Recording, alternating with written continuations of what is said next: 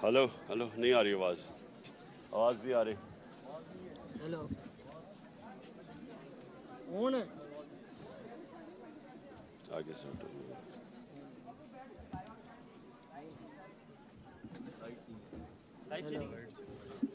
चलो कोई नहीं, मेरी आवाज़ चली जाएगी। ठीक है ठीक है ठीक है। अच्छा जी, चेक करो जल्दी से।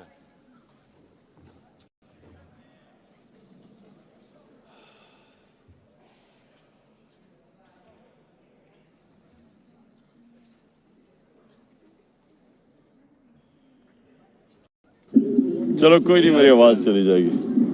ठीक है ठीक है। अच्छा, बिस्मिल्लाहिर्रहमानिर्रहीम। ओके, हेलो जी।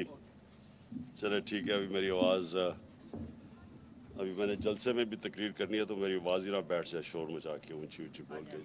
अच्छा जी, मैंने तो बड़ा ब्रीफ आज स्टॉप किया था क्योंकि मैंने मियाँ वाली में मेरा जलसा है, तो मैंने आज अपडेट लेनी थी। बहुत देर होगी, मुझे मौका नहीं मिला इधर आने का।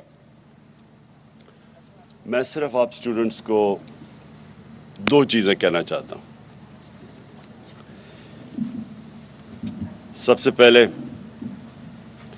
कि ये आपको एक ऐसा सुनहरी मौका मिला है कि क्वालिटी एजुकेशन लेने का, और आप जो यहाँ स्टूडेंट्स हैं सब मेरिट के ऊपर आए हुए हैं। मैंने अभी प्रेजेंटेशन अंदर ली कि सारों की क्या ग्रेड्स थी यहाँ आने के लिए, तो ये ज़्यादातर पाकिस्तान की यूनिवर्सिटीज़ से ज़्यादा आपकी ऊंची ग्रेड्स हैं। बस बस बस। एक तो यहाँ मेरिट के ऊपर लोग हैं। दूसरी चीज़ कि आपको इंशाअल्लाह वो एजुकेशन मिल रहा है जो मैंने अभी फिगर्स देखी हैं कि कंप्यूटर साइंसेस में 90% जैसी ग्रेजुएट करते हैं उनको नौकरियां मिल जाती हैं, 90%। और ऑल एंड ऑल 85%, 85% ग्रेजुएट्स को नौकरियां मिल जाती हैं। और वो मैं देख रहा था कि पे स्केल्स भी देख रहा था कि स्टार्टिंग सैलरी 70,000 से 90,000 है।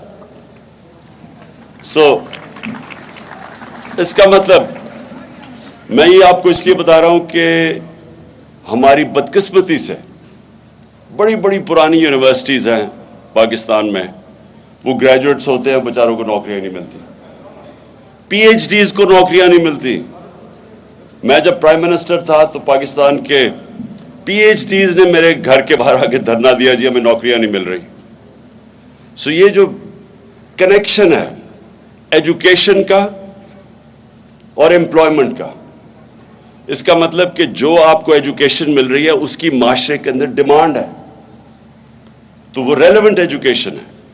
तो सबसे पहले तो मैं समझता हूं कि बहुत बड़ी एक इस नमल की कामयाबी है कि जो घरानों से बच्चे आ रहे हैं और ज़्यादातर 95% स्कॉलरशिप पे हैं, तो वो सबको इस इंस्टीट्यूशन के बाद एम्प्लॉयमेंट मिल जाती है, वो अपनी फैमिलीज को संभाल सकते हैं, अपॉर्चुनिटीज़ हैं उसके बाद। और वो भी मैं देख रहा था कि 70% जो एम्प्लॉयमेंट मिलती है वो प्राइवेट सेक्टर में है।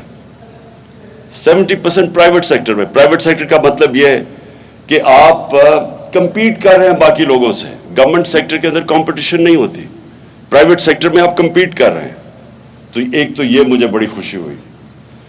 दूसरी जो मैं चाहता हूं कि नमल से हमारे जो स्टूडेंट्स निकले, क्वालिफाई करें, मैं चाहता हूं कि वो उनको ये भी साथ साथ पता चले कि अल्लाह ने मुझे इस दुनिया में क्यों भेजा है। ये बहुत इंपॉर्टेंट है आपके लिए पता चलाना कि अब मेरा इस दुनिया में आने का मकसद क्या है। कुरान में अल्लाह कहता है कि मैंने तुम्हें किसी मकसद के लिए पैदा किया है।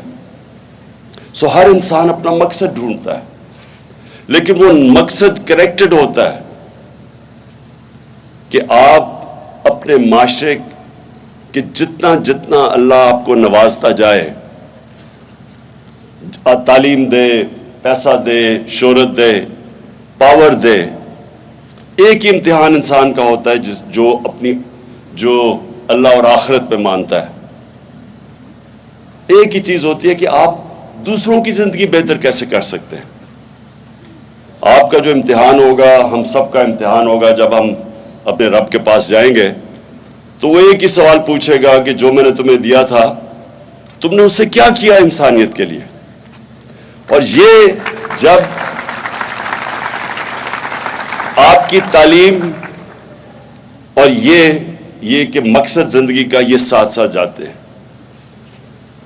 جو علامہ اقبال، جو میں نے بڑا انسسٹ کیا کہ اقبالیات پڑھائی جائے، کیونکہ علامہ اقبال ایسا ایک جینیس تھا جو شاید ہی مسلمان دنیا میں کوئی 400-500 سال تک اس طرح کا جینیس نہیں آیا۔ تو علامہ اقبال کی جو شاعری ہے وہ سارا وقت کنیکٹ کر رہی ہے انسان کو اوپر والے سے، مقصد زندگی کا، اور اسی مقصد کی زندگی کے اندر یہ بھی ہے کہ اللہ ہمیں، جب آپ لا الہ الا اللہ پڑھتے ہیں تو اصل میں آپ اپنی آزادی کا دعویٰ کر رہے ہیں، کیونکہ صرف آزاد انسان اوپر جاتا ہے۔ اقبال کا شاہین آزاد ہوتا ہے، زنجیریں توڑ کے وہ اوپر جاتا ہے۔ تو جو آپ کی ساری سٹرگل بھی ہوتی ہے زندگی کی، وہ یہ زنجیریں توڑنے والی ہوتی ہیں۔ ایک تو سب سے بڑی زنجیر ہے جہالت کی، جاہل لوگ آزاد نہیں ہو سکتے۔ تو ایک تو آپ کو تعلیم مل جاتی ہے، پھر جو دوسری زنجیر ہے وہ ہم بت بنا دیتے ہیں اپنے راستے میں، جن کی ہم پتہ سوچے سمجھے بغیر ان کی پوجا کرتے ہیں، جس میں خوف کا بت ہے جو کہ آپ کا دین توڑتا ہے۔ خوف کا بت کہ اللہ کہتا ہے کہ میری رزق میرے ہاتھ میں ہے، میں نے تم کرو گے فیصلہ، میں کروں گا تمہیں کتنی رزق ملے گی، ذلت عزت میرے ہاتھ میں ہے، کوئی تمہیں ذلیل نہیں کر سکتا، اور پھر زندگی موت اس کے ہاتھ میں ہے۔ یہ کیوں اللہ نے اپنے ہاتھ میں رکھا تھا؟ انسان کو آزاد کرنے کے لیے، یہ دن اس خوف سے آزاد کرنے کے لیے۔ اور پھر قرآن کی آیت ہے جو لوگ ایمان لے آئیں اللہ ان کے خوف دور کر دیتا ہے۔ تو جو بھی زندگی میں جس نے بھی بڑے کام کیے ہیں، جو بھی، وہ ہمیشہ آزاد ہوتا ہے، وہ ہمیشہ اس نے اپنے خوف کے اوپر قابو پا لیا ہوتا ہے۔ کرکٹر بھی ہے تو جو ہارنے سے ڈرتا ہے یا جو تیز بولر سے ڈرتا ہے، جب تک وہ خوف کے اوپر قابو نہیں پاتا بڑا کرکٹر نہیں بنتا۔ بزنس مین ہے جو ڈرتا ہے، نفع نقصان سے ڈرتا ہے، وہ بڑی رسک ہی نہیں لیتا، وہ اوپر ہی نہیں جا سکتا۔ جو سب سے بڑی میں مثال دیتا ہوں، جو سب سے پہلا آدمی ماؤنٹ ایوریسٹ کے اوپر سب سے اونچے پہاڑ پہ پہنچا تھا، اس سے پہلے سب مر گئے تھے، یا وہ مر گئے تھے یا وہ فیل ہو گئے تھے ماؤنٹ ایوریسٹ پر چڑھنے کے لیے۔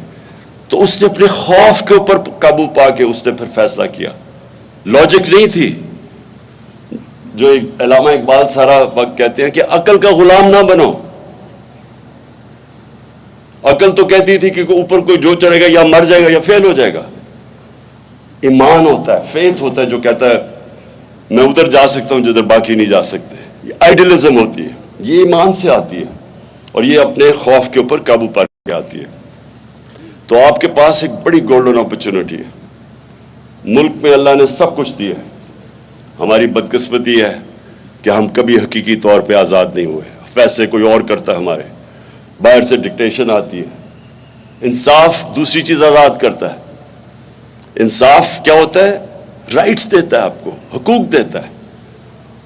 جب نبی صلی اللہ علیہ وسلم نے مدینہ کی ریاست سنبھالی تھی تو انہوں نے سب سے پہلے عدل اور انصاف قائم کیا تھا، رائٹس دیے تھے، خواتین کو رائٹس دیے تھے، پہلی دفعہ غلاموں کو رائٹس دیے تھے، اور پہلی دفعہ انصاف دے کے جو معاشرے میں پھر خوشحالی آئی تھی۔